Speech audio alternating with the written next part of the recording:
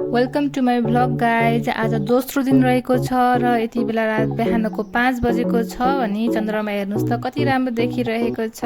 चन्द्रमा हेरिसकेपछि हामी फ्रेस भएर रुममा आएर एकछिन अब गाजर लगाऊँ कि भनेर हेर्दैछु र मैले गाजर पनि लगाएँ र हामी रेडी भएर भ्यू पोइन्टतिर लाग्यौँ साथीहरू। हेर्नुहोस् त म कति एक्साइटेड देखिरहेको छु माथि जानको लागि, सनराइज हेर्नको लागि।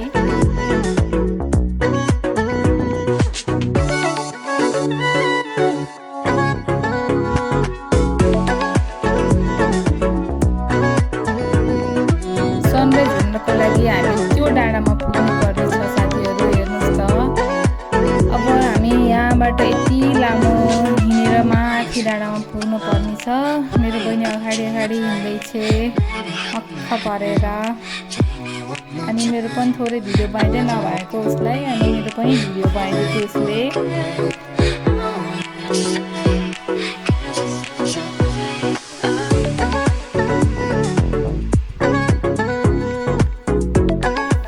फाइनल्ली हामी अलिक टपमा पुग्न आयौँ।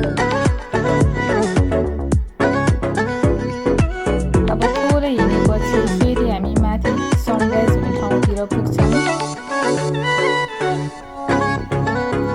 मैले थोरै आफ्नो क्रिएटिभिटी देखाउन कोसिस गर्दैछु साथीहरू, हेर्नुहोस् ल। फाइनल्ली हामी माथितिर पुगेर थोरै भिडियोहरू पनि बनाऊँ न भनेर क्लिपहरू लिइरहेछौँ।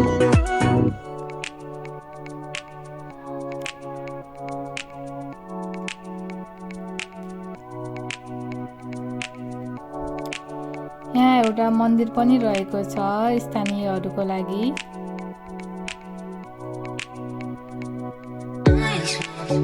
हेर्नुहोस् त साथीहरू कति राम्रो, कस्तो राम्रो बादल देखिरहेको छ।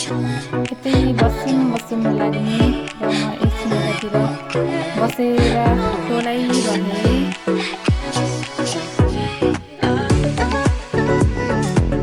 म त यो बादल हावा देखेर मक्ख परेर एकछिन बसिरहेँ यतै।